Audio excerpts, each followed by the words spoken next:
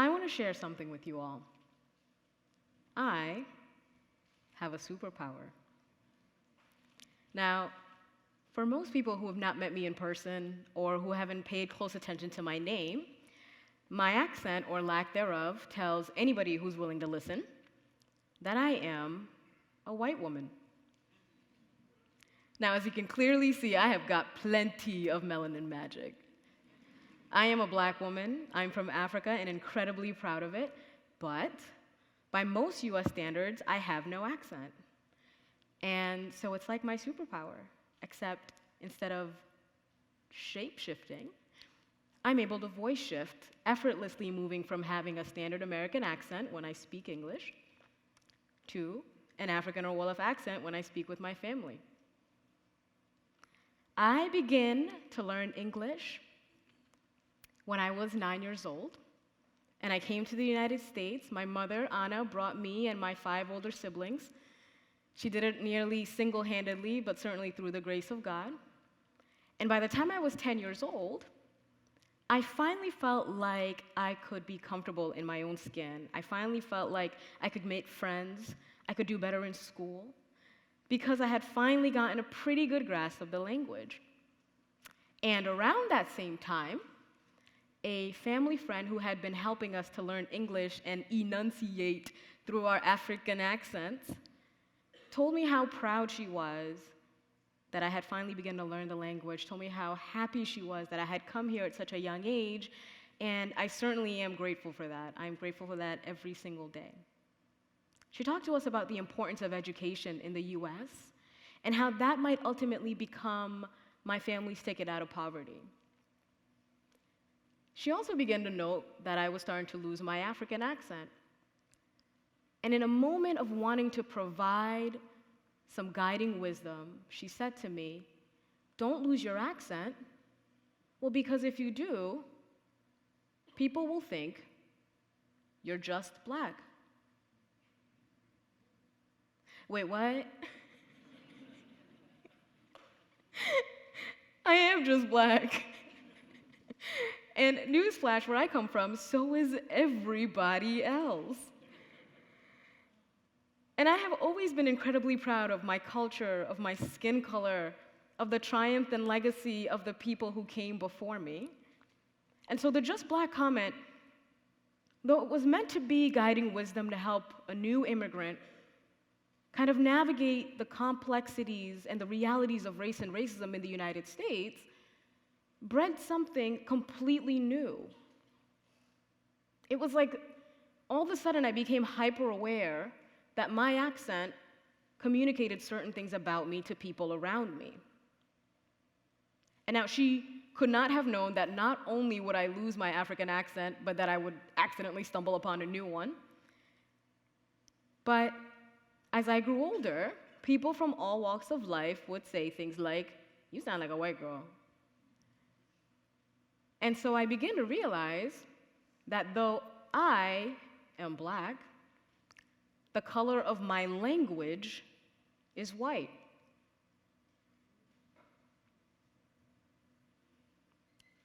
This fact that I'm able to voice shift has enabled me to do a few things. I'm able to speak at conferences all throughout the United States where inevitably somebody tells me, "My gosh, you're so well-spoken.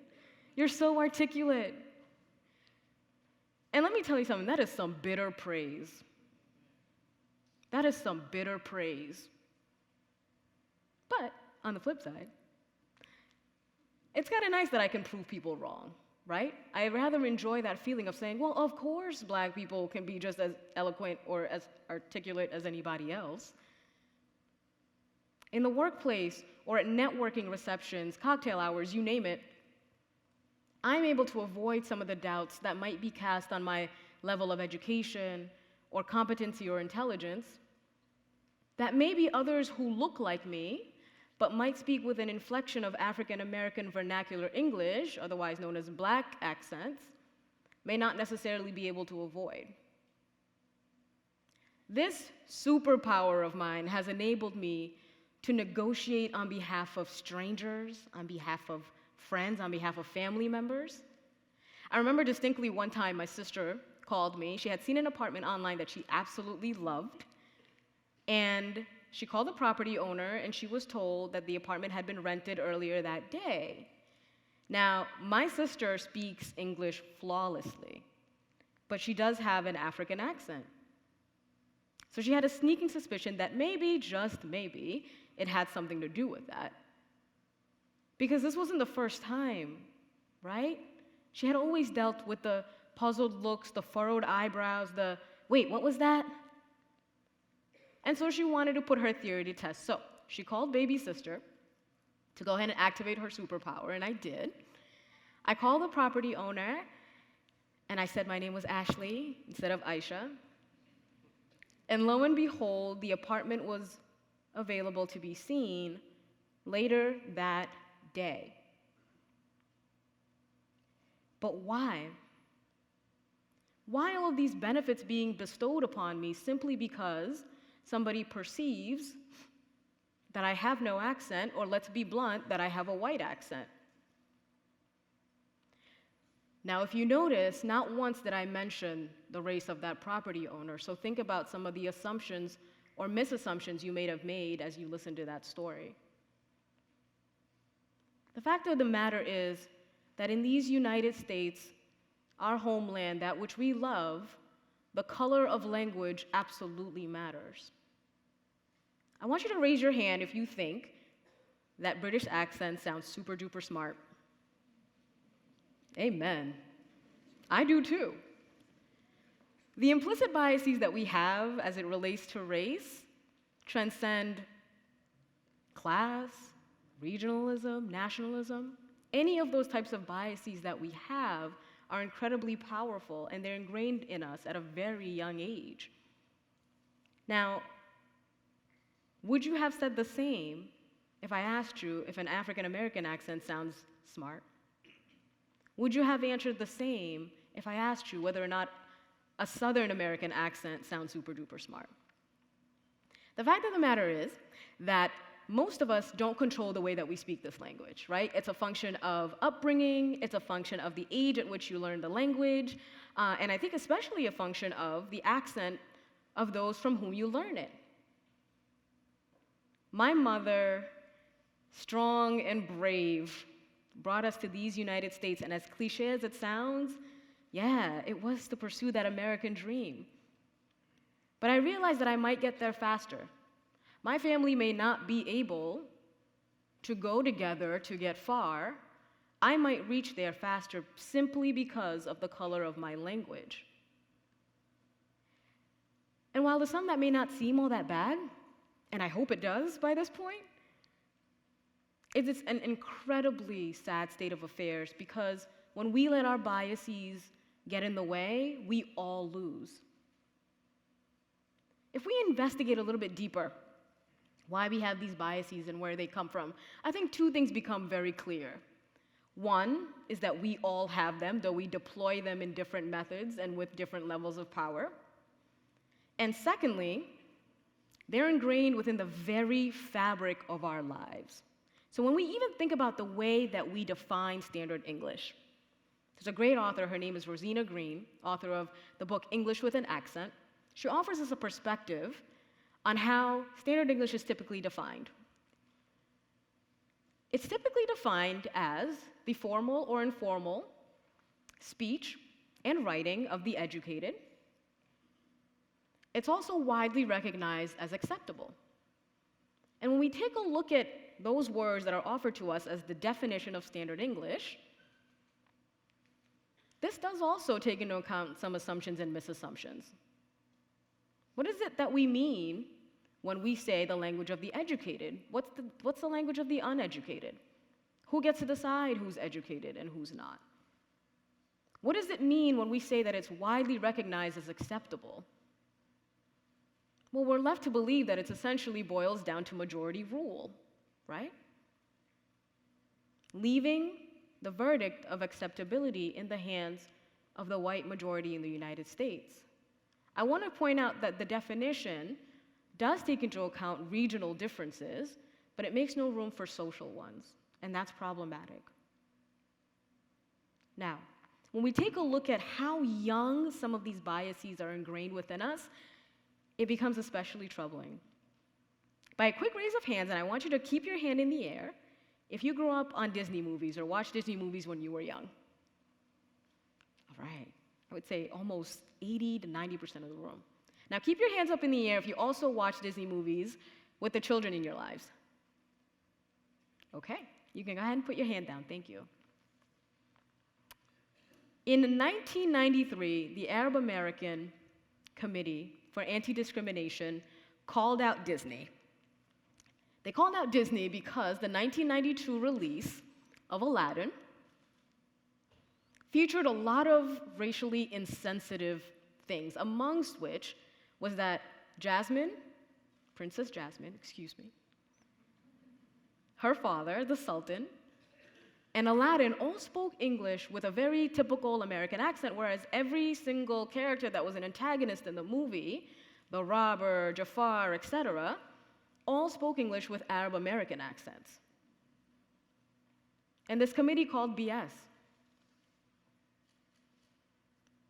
Rosina Green does an analysis where she takes it even a little bit further, and she takes a look at over 300 characters from 24 Disney films, full feature length, that were released between 1938 and 1994. These include some of the popular Disney films like The Jungle Book, Cinderella, Snow White, one of my personal favorites, The Lion King. And when she does an analysis of the characters that are deemed as evil or bad, what she finds is startling. 20% of those characters speak English with a US or British inflection, whereas 40% speak it. 40% of the characters that are deemed bad or evil are non-native English speakers.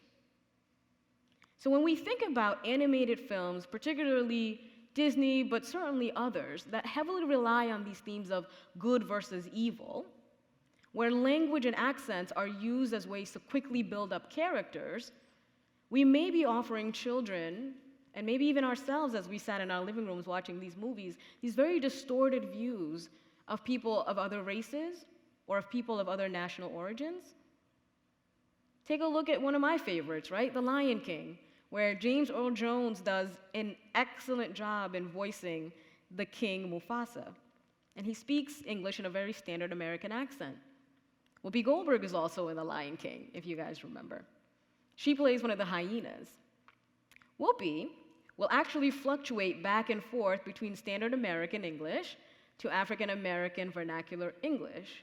But what's troubling is that when she switches over to African American vernacular English, it's often for a comedic or dramatic stress. And so, are we offering, and I would argue that the answer is yes, a distorted view of what it means to be Black American in this country to the children that we know and love and are raising to create a more just world?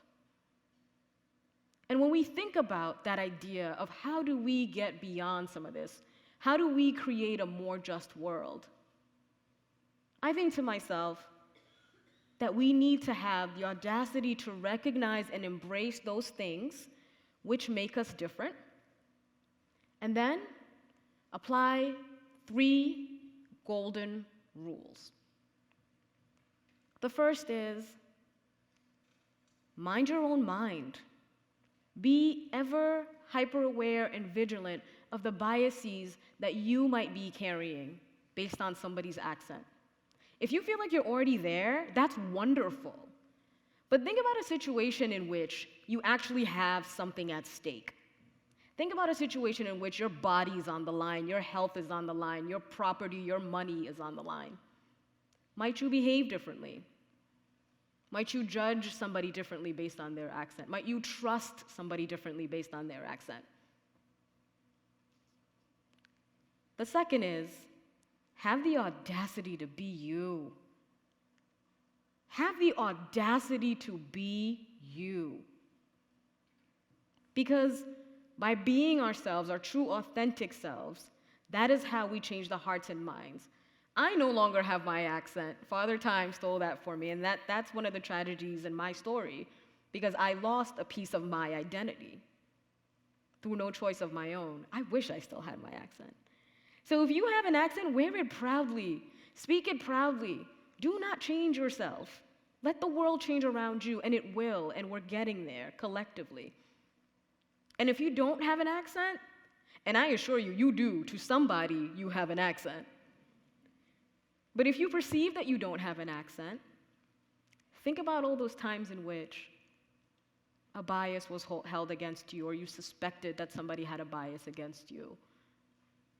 Use that feeling to uncover the empathy within you, and use that empathy to make a more just world. Apply that golden rule, right? Do unto others as you would have them do unto you. And then lastly, call BS. Wherever you sniff it out, you call BS. Whether it's a bias, whether it's outward racism, be brave enough to call it out. And ask why. I honestly believe that why is one of the single most powerful words in the English language, especially in terms of helping people to look in the mirror. And deployed correctly, it doesn't have to be antagonistic. Why is it that I feel compelled to tell that individual that they're particularly articulate? Why is it that I'm perceiving that this customer service representative will be more helpful to me or less helpful to me? I challenge us all to do these three things. I challenge us all to tackle this issue because it's an important one, and it's the one that, like I said, it transcends race, it transcends national origin, and we're all part of creating this reality. I challenge us all to embrace, respect, and value the rich diversity that's in the colors of our language. Thank you.